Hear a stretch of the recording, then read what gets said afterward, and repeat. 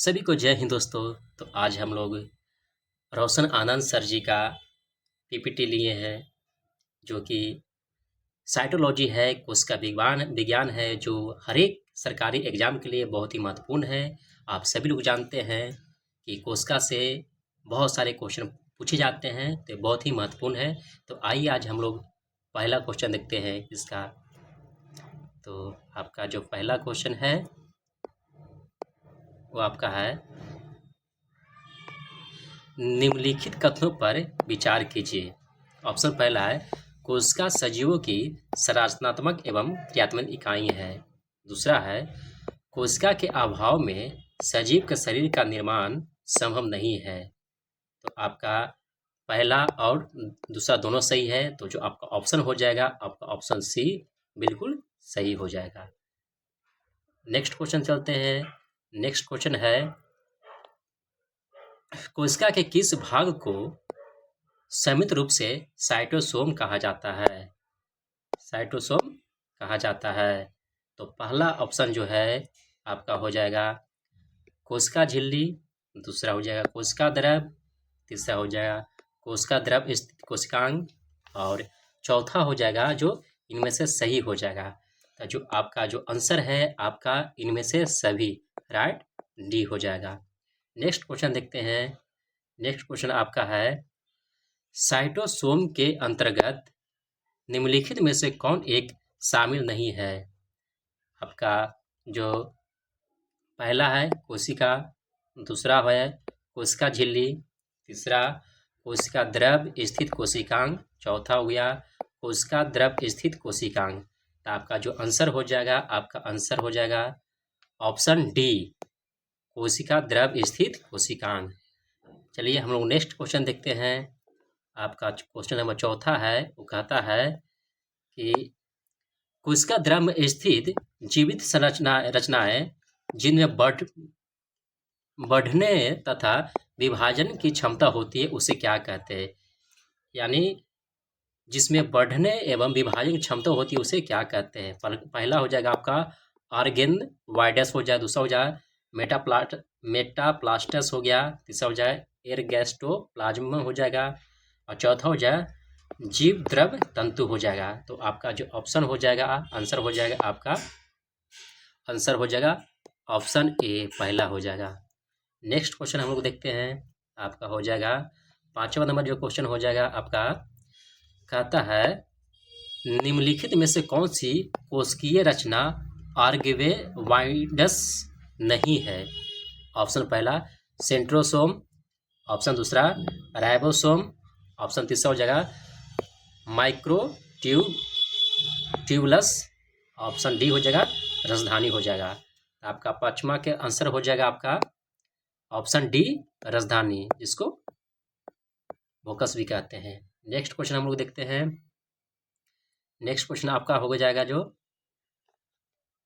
कहता है कि निम्नलिखित में से कौन सा एक सही नहीं है? ऑप्शन पहला है कोशिका का आकार एवं आकृति उसके कार्यों के अनुरूप होती है। फिर ऑप्शन बी हम लोग देखते हैं।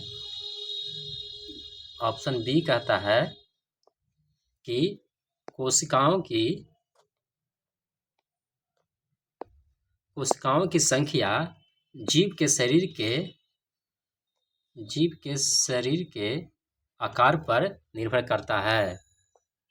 ऑप्शन 3 हो गया, कहता है अलग अलग रचनाएं और अलग अलग कार्य करने वाले कोशिकाओं का समूह को ऊतक कहा जाता है। ऑप्शन डी हो जाता, कहता है कोशिकाएं अलग अलग आकार की होती है। जो आपका जो आंसर हो जाएगा आपका आंसर हो जाएगा सी, आपका आंसर हो जाएगा सी। नेक्स्ट क्वेश्चन हम लोग देखते हैं। आपका क्वेश्चन नंबर 7वां है, कहता है कि तरल मोजाइक मॉडल के संबंध में निम्नलिखित कथनों पर विचार कीजिए। तो आपका जो पहला हो जाएगा, कहता है यह मॉडल कोशिका झिल्ली के संरचना को बताता है। दूसरा हो जाएगा, कहता है यह मॉडल 1972 में सिंगर और निकोलस ने प्रस्तुत किया था।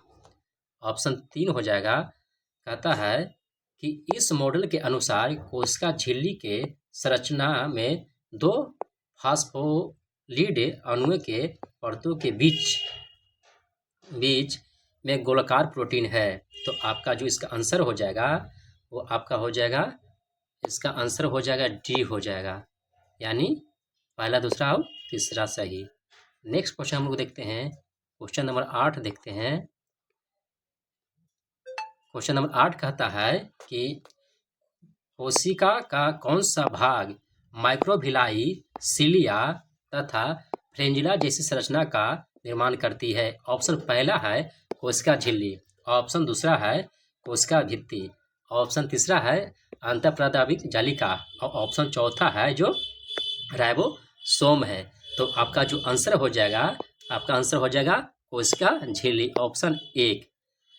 नेक्स्ट क्वेश्चन चलते हैं, कहता है कि प्रसरण की क्रिया किसके द्वारा संपन्न होती है। ऑप्शन पहला कोशिका झिल्ली द्वारा, ऑप्शन दूसरा कोशिका भित्ति, ऑप्शन तीसरा केंद्रक और चौथा कहता ए एंड बी दोनों। तो इसका जो आंसर हो जाएगा आपका कोशिका झिल्ली हो जाएगा, कोशिका झिल्ली हो जाएगा। नेक्स्ट क्वेश्चन चलते हैं, क्वेश्चन नंबर 10 हम लोग देखते हैं। क्वेश्चन नंबर 10 कहता है कोशिका अंगक राइबोसोम के संबंध में कौन सा एक सही नहीं है। ऑप्शन पहला हो जाएगा, कहता है कि राइबोसोम 2 प्रकार के होते हैं, 70S और 80S होते हैं। दूसरा कहता है 70S राइबोसोम प्रोकैरियोटिक में होते हैं तथा इसके 2 सब यूनिट होते हैं, 30S और 50S। Option C, option C यहाँ पर कहाँ पर है? हाँ, तो इसमें जो इसका आंसर हो जाएगा आपका, इसका हो जाएगा डी हो जाएगा, इसका आंसर डी हो जाएगा। एक मिनट दोस्तों, थोड़ा सा मुझे चलाने में दिक्कत हो रहा है जिसके कारण इसका आंसर यहाँ पर दिया हुआ है, आपका हो जाएगा डी हो जाएगा, डी हो जाएगा। राइबोसोम प्रोटीन एवं लिपिड के बने होते हैं। क्वेश्चन नंबर नेक्स्ट देखते हैं, क्वेश्चन नंबर 11 कहता है प्रोकैरियोटिक कोशिका में माइटोकॉन्ड्रिया के सदृश से कौन सी रचना पाई जाती है जो श्वसन तथा कोशिका के विभाजन का कार्य करती है। ऑप्शन पहला हो जाएगा मीसोसोम, ऑप्शन दूसरा हो जाएगा स्फीरोसोम, ऑप्शन तीसरा होगा ग्लाइआक्सिसोम और चौथा होगा पराक्सीसोम हो जाएगा। तो आपका जो आंसर हो जाएगा इसका हो जाएगा ए हो जाएगा, मीसोसोम हो जाएगा, मीसोसोम हो जाएगा। नेक्स्ट क्वेश्चन हम लोग देखते हैं, क्वेश्चन नंबर हम लोग 12 देखते हैं। क्वेश्चन नंबर 12 कहता है कि कोशिका के अंदर ग्लाइकोलिपिड व ग्लाइकोप्रोटीन निर्माण का सक्रिय स्थल कौन सा है। ऑप्शन पहला होगा अंतःद्रव्य जालिका, ऑप्शन दूसरा हो जाएगा राइबोसोम, ऑप्शन तीसरा हो जाएगा गाल्जी काय और ऑप्शन चौथा हो जाएगा लब हो जाएगा। तो इसका आंसर जो हो जाएगा 12 का उसका हो जाएगा सी हो जाएगा, गाल्जी काय, गाल्जी काय हो जाएगा। नेक्स्ट क्वेश्चन देखते हैं, क्वेश्चन नंबर 13 हम लोग देखते हैं। 13 कहता है कि निम्नलिखित में कौन सी कोशिकीय संरचना कोशिकीय परिवहन तंत्र का निर्माण करती है तथा केंद्रक से कोशिका द्रव में आनुवांशिक पदार्थों को ले जाने का पथ बनाती है। ऑप्शन पहला हो जाएगा आपका राइबोसोम हो जाएगा, ऑप्शन दूसरा हो जाएगा गाल्जी काय हो जाएगा, ऑप्शन तीसरा हो जाएगा केंद्रक हो जाएगा, ऑप्शन चौथा हो जाएगा जय अंतःप्राविक जालिका हो जाएगा। तो आपका जो आंसर हो जाएगा वो डी हो जाएगा। इसको ER भी कहते हैं, एंडोप्लाज्मिक रेटिकुलम कहते हैं भी इंग्लिश में। नेक्स्ट क्वेश्चन देखते हैं, क्वेश्चन नंबर 14। क्वेश्चन नंबर 14 कहता है कि निम्नलिखित कथनों पर विचार कीजिए। पहला है चिकनी अंतःप्रादाविक जालिका जिसको कहते हैं SER smooth endoplasmic reticulum protein के संश्लेषण तथा स्रवण में भाग लेती है। ऑप्शन दूसरा खुरदरी अंतःप्रादाविक जालिका जिसको कहते हैं RER rough endoplasmic reticulum lipid तथा स्टेरॉयड के संश्लेषण में सहायक होती है। तो आपका जो आंसर इसका हो जाएगा वो हो जाएगा न तो पहला और न तो दूसरा, यानी आपका डी हो जाएगा, आपका डी हो जाएगा। नेक्स्ट क्वेश्चन देखते हैं, नेक्स्ट क्वेश्चन नंबर 15 देखते हैं। 15 है, वो कहता है कि कोशिका का अचल संपत्ति किसे कहा जाता है। कोशिका का अचल संपत्ति किससे कहा जाता है? पहला हो जाएगा लिपिड हो जाएगा, दूसरा सेलुलोज हो जाएगा, तीसरा हो जाएगा न्यूक्लिक अम्ल हो जाएगा और चौथा प्रोटीन हो जाएगा। तो आपका इसका जो आंसर हो जाएगा वो आपका होगा न्यूक्लिक अम्ल हो जाएगा। अचल संपत्ति का न्यूक्लिक अम्ल हो जाएगा। क्वेश्चन नंबर 6 देखते हैं। 6 कहता है निम्नलिखित कथनों पर विचार कीजिए। इस पर विचार करना है। पहला जो होगा कहता है माइटोकॉन्ड्रिया कोशिका में पाए जाने वाले सबसे बड़े कोशिकांग है।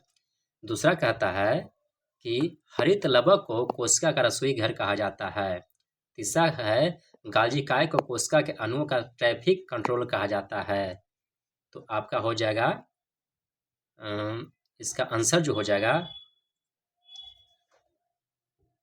वो आपका आंसर जो हो जाएगा आपका बी हो जाएगा। आपका आंसर हो जाएगा जो बी हो जाएगा। अगला नेक्स्ट क्वेश्चन देखते हैं। नेक्स्ट क्वेश्चन हम लोग चलते हैं। नेक्स्ट पर 17 नंबर क्वेश्चन देखते हैं। इसमें कहता है कि निम्नलिखित कथनों पर विचार कीजिए। पहला है डीएनए को आनुवांशिक पदार्थ कहा जाता है। दूसरा जीन को